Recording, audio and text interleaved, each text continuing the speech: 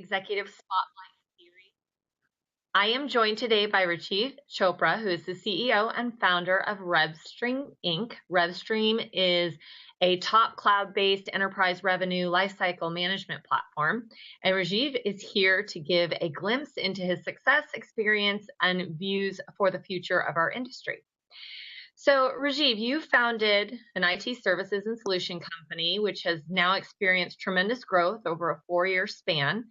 What have you learned during this time about motivating your employees and working with your executive team to align for common goals?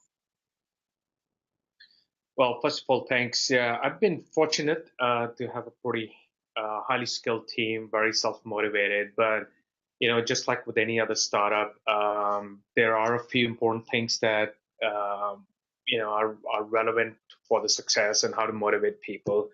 I think number one is around leadership. So we have to be very fearlessly committed to what we want to do, and bring the team along with that. And if you have to make changes or adjustments during the course, I think it's important to do that. In my role, I have to recognize that and then communicate that to the team. So just sort of common goals and setting that up. I also think that every role is important. We are a growing company, whether you are a UX designer or building a key feature or you're in marketing or sales. Everybody in the company has a role and has a direct impact. And it's actually felt a lot more in smaller growing companies than in a large company. And I think that's a big motivation factor. We just recently concluded our conference where our team got to see the customers, a large audience, a lot of partners in a very big forum.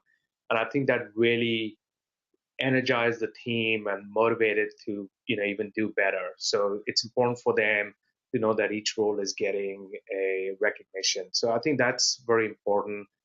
Also, work-life balance. I know a lot is said about that. We take it pretty seriously. A few good examples is, we got an interesting team. We got people who are in their 20s from the millennial stage to people like myself, gray hair, etc. We all have priorities in life. We've got families. So one of the things we've done, and I'm very proud of this, we've given a lot of flexibility to the team. Is like they have to work from home, balance life, kids, summers here. It's not easy, but at the end of the day, like I said, I think the team is built of doers, so they get the job done. And I think that what makes people less pressured from that perspective, that they have the flexibility to work from anywhere or come into the office or take care of things. So I think that's a very important cultural aspect that we have built in. And then finally, I think it's important to have some fun. So we are very big in, being social. It's like a family. So, we'll do happy hours, we'll celebrate birthdays. So when you look at our social media coverage, the team's having a lot of fun, but we work pretty hard, just like any other company in this valley. But I think that's an important ingredient because I think they'll remember this for the rest of their lives. So those are some of the attributes that I've learned that are important to motivate the team.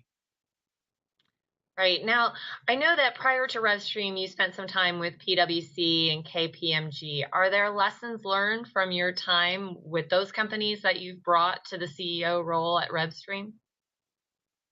Yes, certainly. I think both those companies were very integral in sort of laying the foundation for my career today as an entrepreneur. I think they're very reputable firms. I learned a lot. I think there are a few important things. One is, I think just the problem we are solving with our software today was a direct result of what I learned working with my clients and customers during my time with those firms. And I think that's what gave us the idea to build this software. And the second thing is around, I think, identifying the right talent. And it's a very competitive landscape in this space. So I built a good network during that time, was able to retain a lot of people. Some of my co-founders are from those firms. So it just speaks for itself as like, just identifying the right people, attracting them, retaining them. So those are some of the things I learned from those firms for sure. Now let's talk revenue recognition. I know you talk it every day. So there's a lot of press about how the new Rev Rec reporting will change in 2017. I know I've spoken to a lot of people who have not even really thought about it yet, but need to.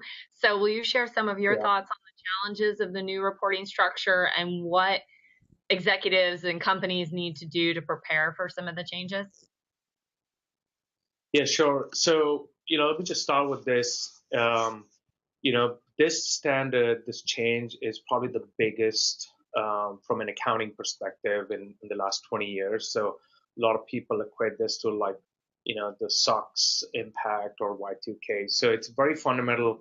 And the other key thing is this is not just limited to the finance organization. It's really impacting all the businesses, how you go to market, how do you price your products, but at the end of the day, it's all around revenue. So it's a single standard globally, any industry, and public companies have to comply by 2018, depending upon your fiscal year, sometime in that period, and for private companies by 2019. So, it's almost like the clock's ticking. We are here in the second half of 2016.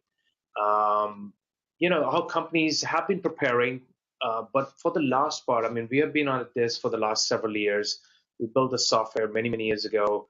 So for us, it's an enhancement. But because it's a big transformational change for companies, I think there's several things that they have to do. If they haven't already done it, there's going to be a very serious catch-up period. But a few examples. I think one of the three big things that are happening with the result of this change is there's a big need for new data, which a lot of companies don't have, whether they use certain systems, tools, they just don't have that. So understanding and recognizing that is important. There's a lot of judgment combined with rules now. So, there's a lot of interpretation of what the new standard's going to say and how and when to recognize revenue. And there's a lot more financial disclosures that need to be done. So that leads to what does the CFO do? So I think starting now, and if they haven't already done, I think the CFO needs to really start to educate the analyst community up there on Wall Street to understand what the companies are doing, what's the impact, what would be the impact, so sort of educate them. So come 2018, it's not like a sudden, surprise for these companies. Like what happened, what changed. The second thing is companies have to now report in parallel for 2 years. So, which basically starts now, right? So they need to be up and running on a tool or a system like RevStream and be able to report and show the impact. So there's a lot of prep work for that. A lot of teams have to be mobilized.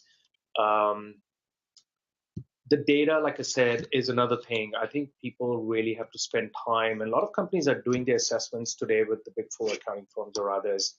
But, you don't want to just do an assessment of an accounting standard in isolation of, what technology you want to use, because ultimately you have to use something like that. And it's interesting that companies are still, for the large part, are using Excel spreadsheets to manage revenue. It's pretty scary, but that's what, we as an entrepreneur, we decided to build a software. And I think the timing's amazing because of the new standards and what the technology has to offer. I think we can help each other really well. But those are some of the things that companies have to prepare. It's a mindset change. So it's like I said, it's just not finance and accounting, but also sales, marketing, how you structure your contracts, communicating in your financial information, packaging all that is very, very important. So that's how they need to start preparing.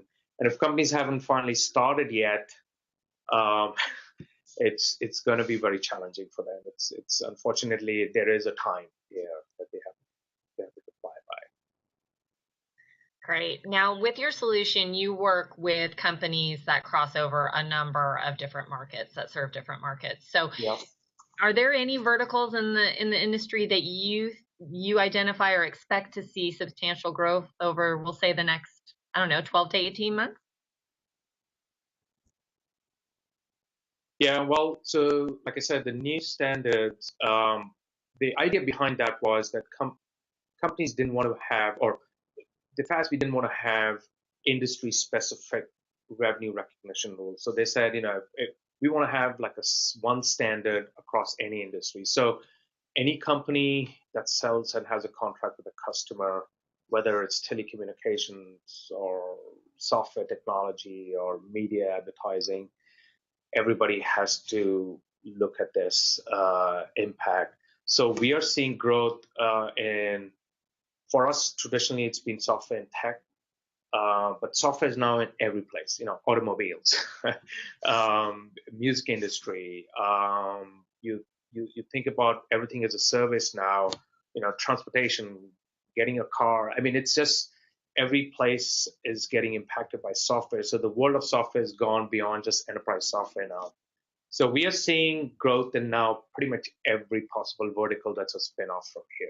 So, and it's global. So we're talking hundreds and thousands of customers now across the world. That's pretty exciting for our industry. Yes, so, it is. Rajiv, finally, how do you define success, and what takeaways would you want other entrepreneurs to know who are working hard to, start and scale a company? Yeah. Well, we might be a little different from some of the Silicon Valley company. I mean, we grew organically, and it's great. I think there are all sorts of models in the business, but the end of the day, I define success if you've created something out of nothing and have made a visible impact. I think that's success. At the end of the day, it's not just about revenues, but I think your companies make an impact, whether to lifestyle or helping businesses change the way they do things. I think that's success. Now, as an entrepreneur, I mean, there are obviously a lot of successful ones out there in the industry. I believe there are really three things that I follow. I think going back to is like you have to be very fearlessly committed and very persistent and patient. That's rule number one. I mean, there'll be a lot of naysayers, but you got to stick to your guns. Two, it's tough. There are a lot of tough decisions to be made. Everything from positioning a product to market conditions, economic conditions, cash flow, all of that. So you have to adjust and balance that and be ready for it. So it's not going to be an easy journey. And I think finally, a lot of times companies forget this, but time to market is important. So no matter whatever you're building, whether a service or a product, don't try to build all the bells and whistles in one shot and wait for that perfect moment. You got to start sort of rolling things out in an iterative mode and sort of get some proof points and tractions from the market, get that feedback in and roll it in. And we learned that the hard way too. I mean, we were trying to sort of build sort of a super engine, and then we realized like, hey, we got to hit the market much more quickly. So time to market's key. So those are the three things I would say.